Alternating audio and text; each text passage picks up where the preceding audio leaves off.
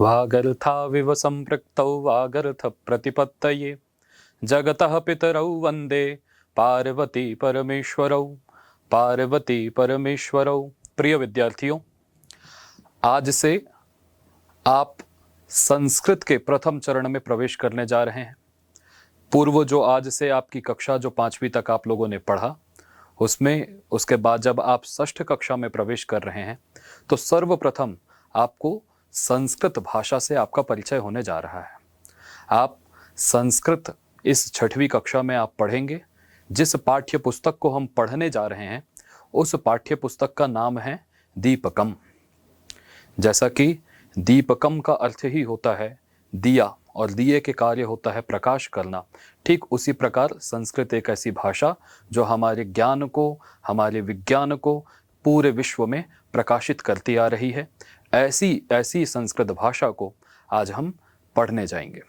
प्रिय विद्यार्थियों, जैसा कि इससे पहले आपने हिंदी भाषा पढ़ी, अंग्रेजी भाषा पढ़ी, उन सभी का कोई ना कोई एक वर्णमाला जरूर होता है। जिस प्रकार हम अंग्रेजी के वर्णमाला को या कहें अल्फाबेट को हम जानते हैं ABCD इत्यादि तरीकों से, ठीक उसी प्रकार संस्कृत की भी एक वर्णमाला है। उसी संस्कृत की वर्णमाला को आज हम पढ़ने जा रहे हैं।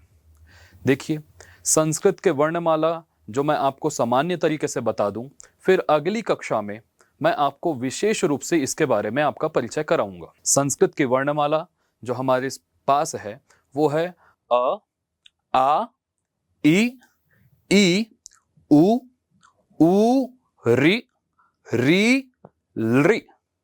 लृ का कभी भी बड़ा नहीं होता बच्चों, ध्यान दीजिएगा।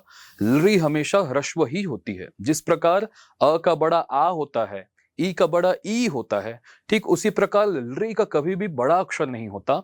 लृ हमेशा छोटी ही होती है। उसके बाद जो 4 अक्षर और हमारे पास स्वर के आते हैं वो है ए, ऐ, ओ, औ। विद्यार्थियों, यहां पर ध्यान दीजिएगा कि जिस प्रकार लृ का कभी बड़ा नहीं होता था, ठीक उसी प्रकार जो आगे आने वाले जो अगले 4 वर्ण हैं ए, ऐ, ओ, औ, ये कभी भी ह्रस्व नहीं होते। ये हमेशा दीर्घ ही होते हैं, ये हमेशा बड़े ही होते हैं। और प्रिय विद्यार्थियों, ज्यादातर व्यक्ति इनके उच्चारण में गलती करता है। जैसे कि हम हिंदी पढ़ने वाले विद्यार्थियों को मैंने सुना है अक्सर, वो इसका उच्चारण ए, ओ, औ इत्यादि तरीके से करते हैं, परंतु संस्कृत की ध्वनि इससे कुछ भिन्न है। संस्कृत में हम इसका अलग उच्चारण करते हैं। इसका सही उच्चारण है ए, ऐ, ओ, औ। फिर से बोलेंगे मेरे साथ में, ए, ऐ, ओ, औ। वो ए नहीं है, ऐ है। वो ओ नहीं है, औ है। तो फिर से एक बार मेरे साथ दोहराएंगे, ए, ऐ, ओ, औ। इसके बाद विद्यार्थियों, आगे के वर्णमाला में हमारे यहां व्यंजन वर्ण आते हैं। उन व्यंजन वर्णों का मैं आपको उच्चारण करके बताता हूं, आप भी मेरे साथ साथ पढ़िएगा। क, ख, ग, घ, ङ।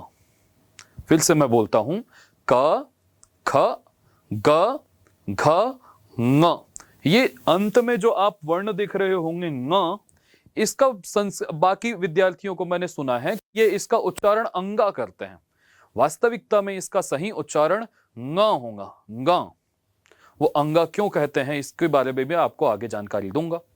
उसके बाद च, छ, ज, झ, य। इट्स नॉट य, इट्स य। ठीक है, च, छ, ज, झ, य। ट, ठ, ड, ढ, ण। नॉट अण, अण, केवल ण। फिर त, थ, द, ध, न, प, फ, ब, भ, म। फिर आगे जो वर्ण आते हैं हमारे यहां वे हैं य, र, ल, व, श, श, स, ह। यहां पर भी मैं आप लोगों का ध्यान केंद्रित कर रहा हूं विद्यार्थियों। श इस तरीके से उच्चारण होता है, श उससे भी थोड़ा हमको ऊष्म ध्वनि का प्रयोग करना पड़ता है, और स केवल नॉर्मल है, स। मैं एक बार बोल के दिखाऊं आपको तो आपको स्पष्ट होगा, श और स, श और स दोनों में स्पष्ट अंतर है, परंतु हम अधिकतर ये करते हैं कि हम स यही उच्चारण करते हैं, तीनों का एक समान। विद्यार्थियों, यदि आप स्वयं विचार करें कि यदि तीनों का उच्चारण यदि एक जैसा ही होता तो यहां पर तीन अलग अलग वर्णों की आवश्यकता हमें क्यों पड़ती, है ना विचारणीय प्रश्न। इसके बाद एक दो वर्ण मैं आपको और गिनाऊं, वो है अम और एक वर्ण है अह। एक है अम, एक है अह। प्रिय विद्यार्थियों, जैसा कि वर्णमाला मैंने आपको दिखाया, मैं आपको एक बात यहां पर बताऊं, आप लोग जानते हैं संज्ञा क्या होता है? यदि नहीं जानते तो आप ये जानिए, संज्ञा इसका मतलब होता है नाम। संज्ञा इक्वल टू नाम। हम लोग इसी को हिंदी में परिभाषा में पढ़ देते हैं, किसी व्यक्ति, किसी स्थान, किसी वस्तु के नाम को संज्ञा कहते हैं, परंतु उसे समझने का प्रयास कीजिए आप। संज्ञा इक्वल टू नाम, किसी का नाम। जैसे कि मेरा नाम क्या है? अनुज। तो यदि कोई मुझसे पूछे कि मेरी संज्ञा क्या है, तो मैं बताऊंगा मेरी संज्ञा अनुज है। जैसा कि आप पीछे मेरे देख पा रहे होंगे कि अगर आपसे पूछा जाए इनकी संज्ञा क्या है, तो आप बोलेंगे इनकी संज्ञा वर्णमाला है। संज्ञा इक्वल टू नाम। जैसे कि यहां पर मैं और भी कई सारे प्रश्न हो सकते हैं कि यहां पर यदि मेरे हाथ में अगर पेन होता और मैं पूछता कि इसका संज्ञा क्या है, तो आप बोलते पेन। इसकी संज्ञा क्या है, आप बोलेंगे शर्ट। संज्ञा मतलब मैं नाम पूछना चाह रहा हूं। जहां आप बैठे हैं उस स्थान की संज्ञा क्या है, तो हो सकता है आप रायपुर में पढ़ रहे हो सक रहा है आप बिलासपुर में पढ़ रहे हो। मैं इतनी सारी चीजें आपको इसलिए बता रहा हूं प्रिय विद्यार्थियों कि हमारे यहां भी वर्णों की कुछ कुछ संज्ञाएं की गई हैं, हमारे वर्णों के भी कुछ नाम रखे गए हैं। जो वर्ण मैंने आपको पहले बताए, जो स्वर वर्ण, इन्हीं को हम जो है स्वराह, स्वर बोलते हैं। यदि आपसे कोई पूछे कि हमें स्वर वर्ण बताइए, अर्थात जिनका नाम स्वर है, जिनकी संज्ञा स्वर है, ऐसे वर्णों का हमसे परिचय कराइए, तो आप निश्चित रूप से कहेंगे अ, आ, ई, उ, री, ली। ये स्वर वर्ण है। बात मेरी एकदम स्पष्ट होगी आपके सामने में। इन स्वर वर्णों को भी हमने दो भागों में विभाजित किया है। एक होते हैं समान अक्षराणी, जैसा ऊपर में लिखा हुआ है समानाक्षराणी, और एक होता है संध्यक्षराणी। जिन वर्णों में संधि हुई रहती है उनको हम संध्यक्षराणी कहते हैं। जिनमें बिना एक स्वतंत्र स्वर होते हैं वो समान अक्षराणी कहलाते हैं। इन सब की चर्चा आगे आने वाले प्रथम पाठ में मैं आपसे करूंगा। व्यंजन वर्ण पे ध्यान दें विद्यार्थियों, कि आप देख रहे हैं कि लाल कलर में मैंने इस व्यंजन वर्ण को लिखा हुआ दिखाया है। उसको हम क से लेकर के, यहां पर क है, क से लेकर के म तक के जितने भी वर्ण हैं, उन सभी वर्णों को हम स्पर्श संज्ञा के नाम से जानते हैं। संज्ञा मैंने पहले भी बताया, संज्ञा इक्वल टू नाम। यदि कल से आपसे कोई बताए, पूछे कि क से लेकर के म तक के वर्णों को हम क्या नाम देते हैं, तो आप कहेंगे उसे हम स्पर्श कहते हैं। बात मेरी स्पष्ट होगी? तो आप यहां पर निश्चित रूप से गिनती करके पता लगा सकते हैं कि यहां इन सब की क से लेकर के म पर्यंत अक्षरों की संख्या यहां पर 25 आपको मिलेंगे। य, र, ल, व। इन वर्णों को हम अंतस्थ नाम से जानते हैं। किस नाम से जानते हैं? अंतस्थ नाम से जानते हैं। इन्हीं अंतस्थ वर्णों को ही हम अर्धस्वर, एक स्वर होते हैं अ, आ, ई, और अर्धस्वर, आधे स्वर के रूप में भी इनका हमारे सामने में परिचय प्रस्तुत होता है। विद्यार्थियों, श, श, स, ह, इन वर्णों को हम ऊष्म बोलते हैं। चूंकि ये वर्ण है और ऊष्म है, ऊष्म माने आप जानते हैं क्या होता है? ऊष्म माने गर्म। तो आप कभी भी विचार कीजिएगा, आप जहां बैठे हैं वहां से श बोल करके देखिए।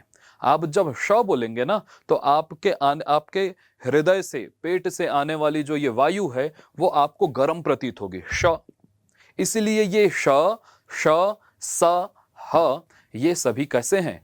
ऊष्म वर्ण है।